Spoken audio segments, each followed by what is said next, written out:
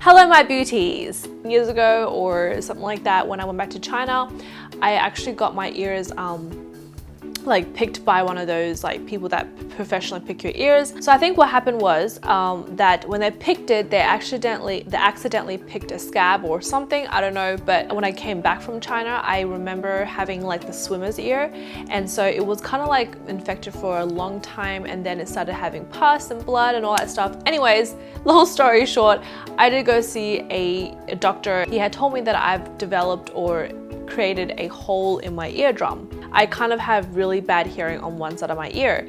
So I did actually go and get a hearing test done.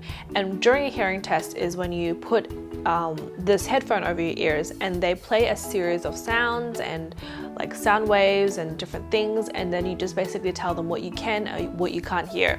And then it turns out that my hearing wasn't depreciated as bad as they thought, so I could still hear the same, but it's not the same hearing as if I was hearing from my left ear. So there's like a little bit of imbalance there, but it's still like not a huge difference where I'm actually completely deaf in one ear or something like that. This brings back to my story today. I wanted to share with you some tips on how to improve hearing. Let's first talk about how hearing works.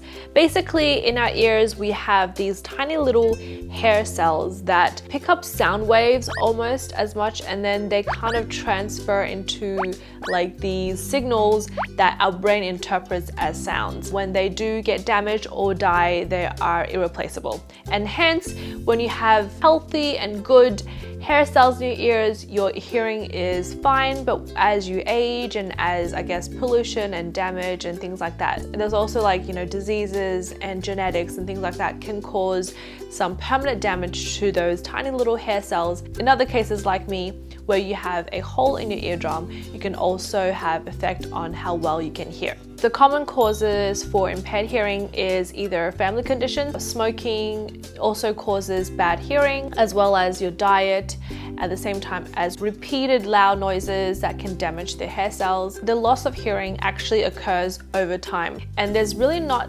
anything that you could do to stop it, because that is just how life is. As everything else on earth is, you grow and peak and then you deteriorate. So that's how everything works, and that's just the circle of life. Ears are just like anything that's part of our body that we need to make sure we take care of. So there are a couple of minerals and ingredients that you should be looking for to help improve hearing, and number one is potassium.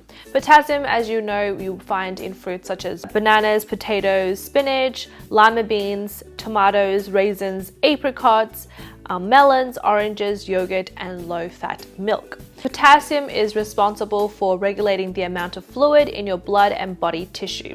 That is important for your hearing because the fluid in the inner ear is dependent on a rich supply of potassium, especially in that part of the ear that translates the noises we hear into electrical impulses that the brain interprets as sound. Number two is folic acid. The studies have shown that adults with low levels of folic acid in their blood are more likely to develop hearing problems.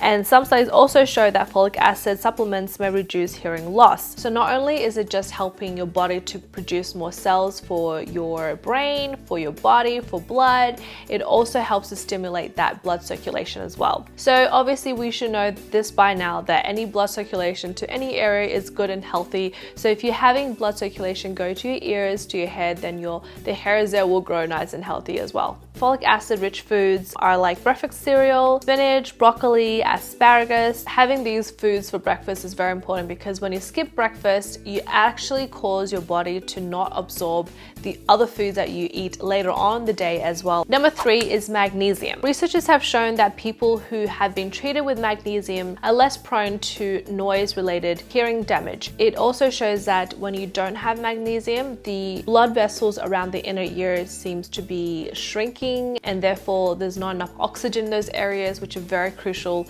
for the blood vessels around your ear to make sure that your little hairs in your inner ear is nice and healthy. The foods that are rich in magnesium are also like bananas, artichokes, potatoes, spinach, tomatoes, and broccoli. Last but not least is zinc. Zinc helps to boost your body's natural immune system. It's also responsible for cell growth and healing wounds. Potentially, it is also helpful to fight off any germs that might cause you to have a cold cold and those obviously annoying ear infections. Zinc does interact with antibiotics, so make sure that you do seek your doctor for professional advice before adding zinc into your diet. Zinc-rich foods contain dark meats like beef, pork, or dark meat chicken, cashews, almonds, peanuts, beans, split beans, lentils, oysters, and dark chocolate. So traditional Chinese medicine recognize that impaired hearing or any type of deterioration in any body parts is related to how we work our bodies, whether we're overworking it, we're depriving it, or we're just not taking care of it. Your diet and your mental health is very, very closely related to how well you can hear as well. Stress, as I mentioned a ton of times before, is the #1 problem for a lot of health issues. So besides doing things to distress, like, exercising, because that creates endorphins and endorphins make you happy, you can also take long baths, and you can go on a holiday or do things that you enjoy, whether it's hanging out with friends or watching YouTube videos. Just make sure you don't stress as much. Not only doing things that make you happy to make you stress less, but you can also do yoga exercises, you can meditate, you can clear your mind of anything like unwanted. Playing puzzles like crossword puzzles or Sudoku. Don't wear earbuds where you have to shove the earbuds into your ear. Instead, use headphones because they go around your head and they actually sit on the outside of your ears. Like other senses in our body, including sight and smell and taste, hearing is also very important. It does get affected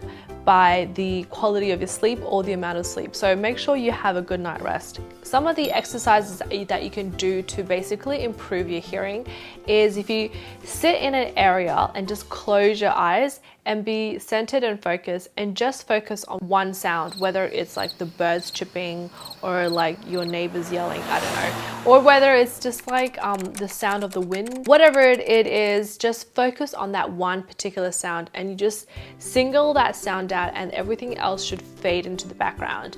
And that kind of just helps to practice your ears and how to isolate sound. Another one you could do is also not only like single out a sound, but try to locate where the sound is coming from.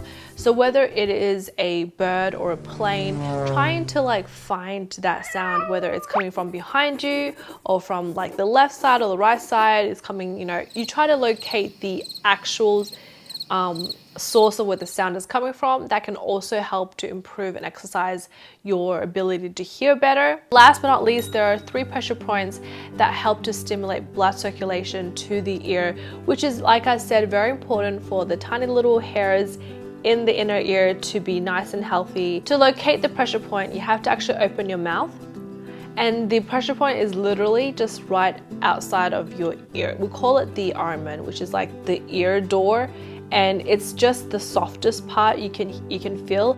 There's also 2 pressure points right underneath called 听宫穴 and 听会穴. Now these both are great for improving your hearing. Apply pressure to these points 20 to 30 times per session, 2 to 3 times a day. No need to press too hard, just as long as you feel a little bit of soreness. You don't have to massage all 3 points at the same time. You can do them separately or in conjunction with each other. Okay, so that was it. If you have any questions about anything, leave your comments below and I'll get back to you as soon as I can. As usual, you can contact me on my social media. That's Facebook, Instagram, Twitter, Snapchat, all that good stuff. And I will see you in my next video. Bye!